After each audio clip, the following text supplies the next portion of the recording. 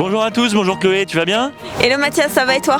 Bah écoute, je suis ravi de retrouver tous nos amis, tous nos fans pour ce premier épisode de Live from the Magic à Disneyland Paris, où on va vous entraîner à la découverte du parc, des endroits du parc qui vous manquent, qui vous font rêver, et aussi des personnes qui continuent à travailler sur le resort. Et comme cette émission est faite spécialement pour vous, on vous demandera de nous dire en commentaire les endroits que vous aimeriez voir pour pouvoir vivre la magie directement depuis chez vous. Exactement, car on a envie que ce soit votre émission avant tout.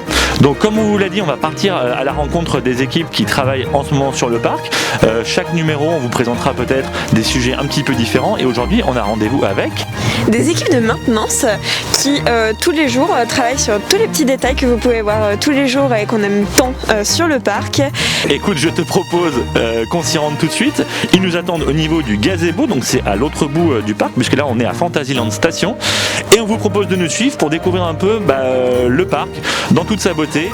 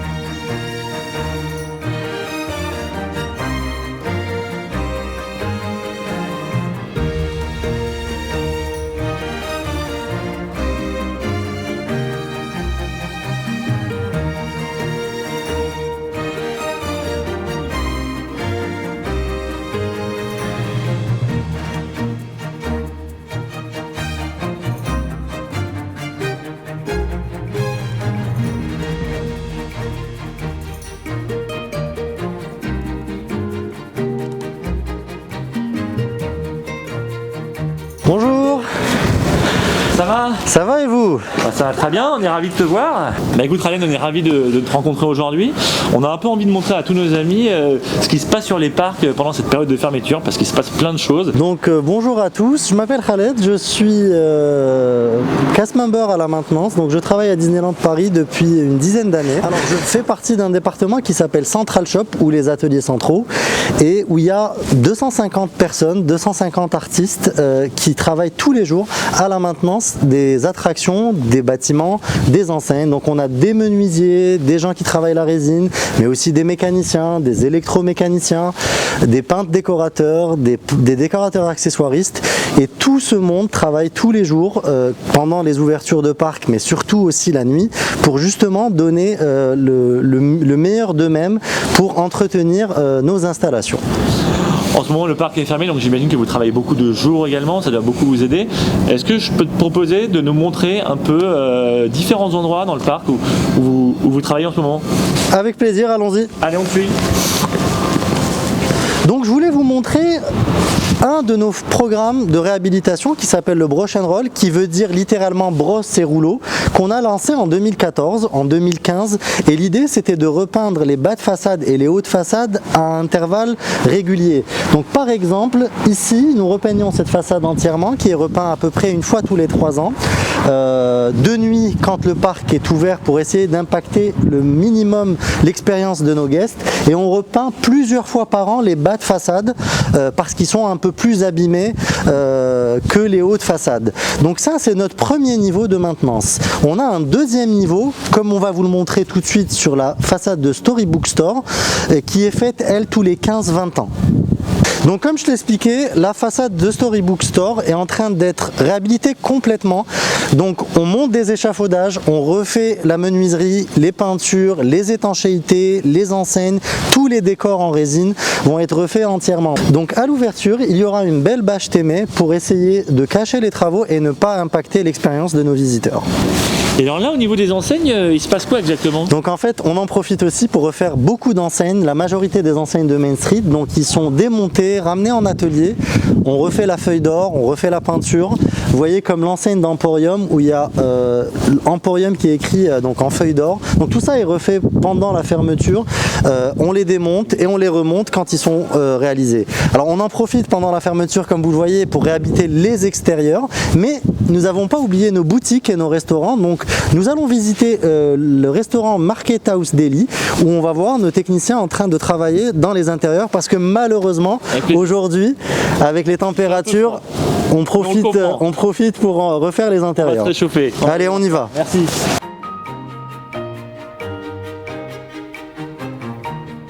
Donc Chloé, je te présente l'équipe d'EcoProx et l'équipe des vernisseurs qui sont aujourd'hui en train de réhabiliter les intérieurs du restaurant Market House Delhi. Bonjour Virginie. Comment vas-tu? Ça va. Donc explique-nous ce que tu es en train de faire aujourd'hui. Alors on est en pleine réhabilitation des props de Market House, en fait, qui avait besoin d'un petit rafraîchissement puisque c'est un lieu qui est ouvert en permanence, qui est ouvert très tôt le matin. Alors Market House, en fait, on est dans une épicerie américaine du début du XXe siècle, donc il y a plein d'accessoires qui représentent de la nourriture, des objets qu'on pouvait trouver dans ces endroits-là à l'époque. Et du coup, en fait, Jérôme est en train de réhabiliter des saucissons des faux saucissons. Et Audrey est en train de retoucher un cadre publicitaire en fait, qui se trouve derrière le comptoir.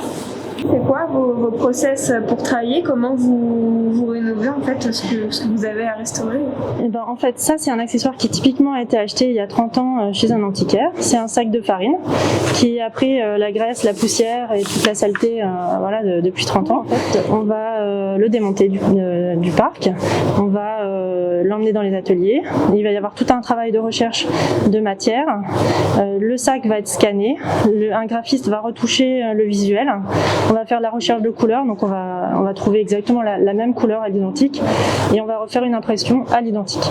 L'idée c'est de refaire le décor comme il a été pensé par les Imagineers il y a 30 ans. Et vous avez du coup un document de travail pour vous guider pendant votre restauration? Alors il y a beaucoup d'accessoires qui n'ont pas de documentation parce qu'en plus ça a été acheté et posé directement. Du coup en fait il y a tout un travail qu'on est en train de mettre en place pour justement avoir des documents pour les prochains et que cet accessoire puisse être réimprimé assez rapidement dans l'avenir. Super. Donc comme je vous le disais, les vernisseurs sont aussi en train de réhabiliter les lambris et ils vont réhabiliter les parquets. Donc bonjour Benjamin. Bonjour Alain. Peux-tu nous expliquer ce que vous êtes en train de faire sur ce restaurant? Comme au Casisquet en Noir, que nous avons entièrement restauré, nous attaquons les lambris et le parquet. Alors ce qu'il faut savoir, c'est qu'on a entièrement tout reponcé pour pouvoir teinter et revernir. Voilà les portes quand on refait à nu, décapées à blanc. Vu que c'est un plaquage, donc il faut y aller tout doucement parce que sinon on attrape la perce. La perce, c'est ce que ça veut dire, c'est le plaquage qui s'enlève, donc il faut faire très attention. Il y a une partie qui est faite à la machine et une partie qui est faite à la main. Et ensuite on reteinte en vernis par-dessus. Merci beaucoup, bon courage à tous. Merci. Bon courage. Là, Chloé, on va aller à Fantasyland pour rencontrer nos peintres décorateurs. Bonjour Thomas. Bonjour Alain. Comment vas-tu? Ça va, impeccable, fraîchement. Donc Thomas, peux-tu nous dire un peu ce qu'est ton métier à Disneyland Paris? Alors je suis Thomas, peintre décorateur depuis 29 ans à Disneyland Paris. Mon travail consiste à réhabiliter les façades de Disney, donc notamment Chalet de la Marionnette, on l'a repris intégralement parce qu'il y avait des imperfections dues au nettoyage, ainsi il y avait aussi de la mousse, donc on est reparti sur une base ancienne qu'on a réhabilitée, on va dire ça comme ça, pour rehausser bien sûr les couleurs, lui redonner du peps et faire semblant qu'il y a une patine, d'usure de temps mais toujours bien maîtrisée. Donc voilà. Merci beaucoup Thomas. Bonjour Morgane. Tu vas bien? Pas bien, franchement.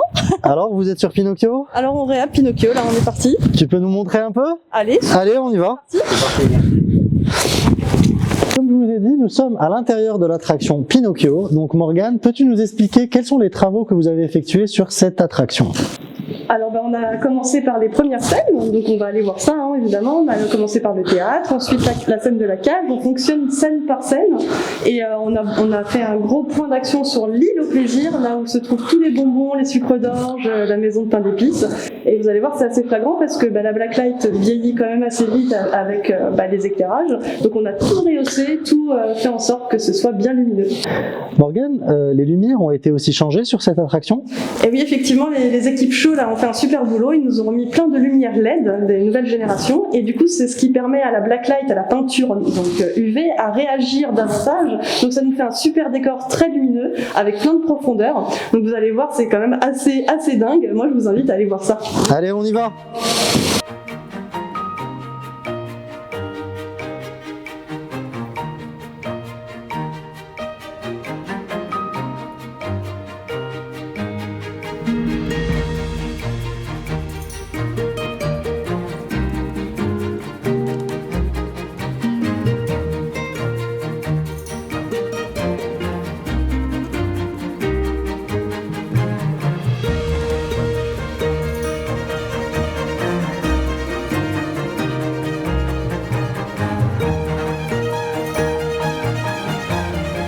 Alors nous voilà à présent sur donc la scène de l'île au plaisir de Pinocchio. Alors là, comme tu peux voir, par exemple, on a vraiment tout rehaussé sur cette scène. On a donc les espèces de gâteaux bleus, on a tous les sucres d'orge, les citrons qui étaient des oranges, à force, tous les sucres d'orge qui se trouvent là-haut. Donc elle a repris vraiment toute la lumière qu'elle avait complètement perdue au fil des années. Alors nous voilà sur quelque chose de très lumineux qui ne l'était pas du tout avant. On est sur la glace avec toute la roue en sucre d'orge. Donc elle était complètement cuite avec la blacklight. Dans les tons orangés, vous voyez, c'était plus du tout rose. Et là, on a vraiment retrouvé quelque chose de gourmand à la framboise. Donc voilà, la glace toute refaite. Merci Morgane pour cette visite. On est ici, on finit dans l'atelier de Gepetto. Et j'en profite avant qu'on te laisse pour te demander combien de temps finalement va prendre cette réhabilitation. Il nous faut environ 2 mois de réhabilitation pour refaire toutes les peintures. Et puis en plus, je vous donne une petite info. De base, cette réhab était prévue ultérieurement. Et là, on a profité de cette fermeture un peu obligée par cette malheureuse crise pour pouvoir donc refaire tout ça, tous les travaux possibles sur les attractions. Bon, donc, en tout cas, ça fera plaisir aux visiteurs quand ils reviendront. On a hâte de les retrouver, vivement, qu'ils puissent profiter de toutes ces belles attractions. Merci beaucoup Morgane, encore bravo. Je t'en prie, merci à toutes les équipes.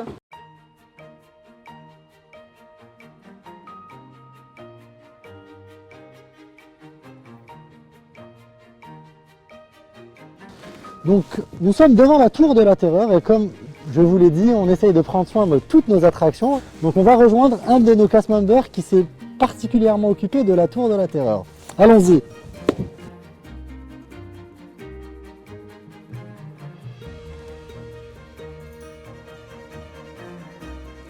Bonjour Francky. Comment vas-tu?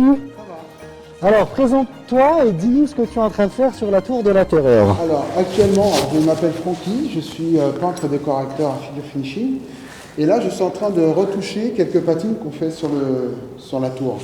Donc les patines, ça consiste en fait à vieillir, à donner de l'âge à la tour. Donc toutes ces petites fissures que vous voyez sont des trompe-l'œil. Donc Francky, ça fait pratiquement 30 ans que tu travailles à Disneyland Paris.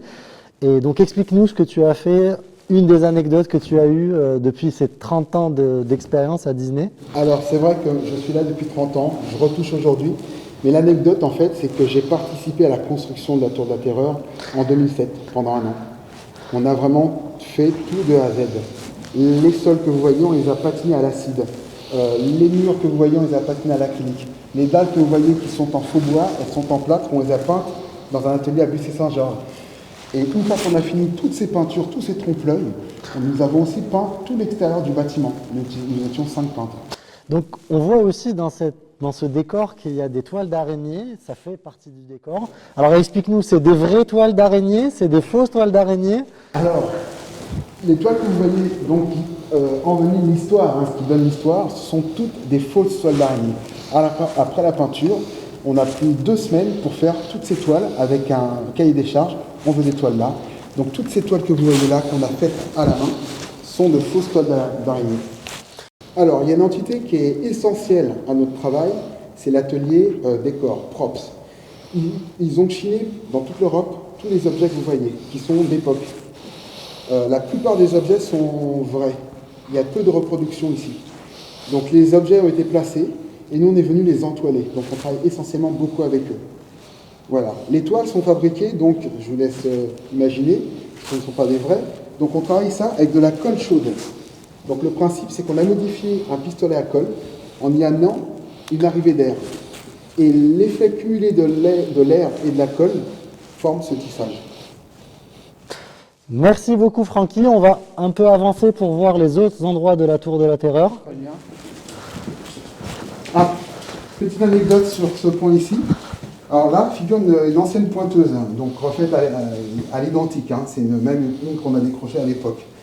Et pour la petite touche, c'est qu'on a mis nos noms, tous les artistes peintres qui ont travaillé sur la tour, y compris la direction artistique américaine. Francky, peux-tu nous dire pour la tour comment ça s'est passé? Tout à fait. Alors, pour chaque objet que vous voyez posé, pour chaque patine qui ont été faites, il y a une direction artistique faite par WDI. Les imagineurs ont dessiné, ont imaginé l'attraction en 1939. Donc ce que vous voyez là, la chaise qui est posée là, c'est un choix de leur part. On ne peut pas la mettre autrement que ça. La patine qui est sur le coffre là, c'est leur direction artistique. On a suivi exactement ce qu'ils voulaient. L'entoilage que vous voyez, ce ne sont pas des toiles qu'on a mis au hasard. Elles nous ont été demandées, dessinées, on a même mis des croquis, et on a mis les toiles là où il fallait, et la quantité qu'il fallait. Donc tout ce que vous voyez là n'est pas dû au hasard. Quand on réhabilite, là pour le coup, on a dû enlever toutes les toiles qui étaient pleines de moutons, on a dû passer l'aspirateur nettoyer sans toucher au décor, et on est revenu entoiler avec un classeur, photo à l'appui. À la suite, on a été obligé de demander à WDI de venir valider ce qu'ils ont fait. Et ça, c'est valable pour tous les décors pour tout Disney, du tous parc. les décors que vous voyez. Rien n'est dû à notre simple... voilà. C'est ça. Francky, Ralen, merci beaucoup à vous deux. Merci pour nous avoir présenté ce travail magnifique. Ralen, merci pour ce parcours et tout ce que tu nous as montré aujourd'hui. Il y a encore plein de projets sur lesquels j'espère on reviendra te voir dans les prochaines semaines.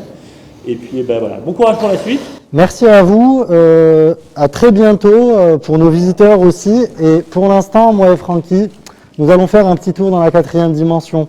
À bientôt. Allez, bon courage. Au revoir.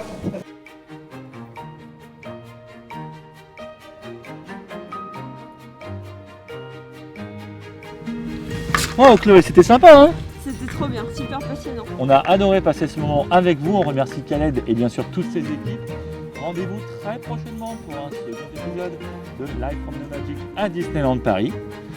Et en attendant, comme le Chloé vous le disait au début, n'hésitez pas à nous poster en commentaire vos souhaits de ce que vous avez envie de voir dans nos parcs, des endroits où vous avez envie qu'on vous emmène, et on essaiera de faire au mieux.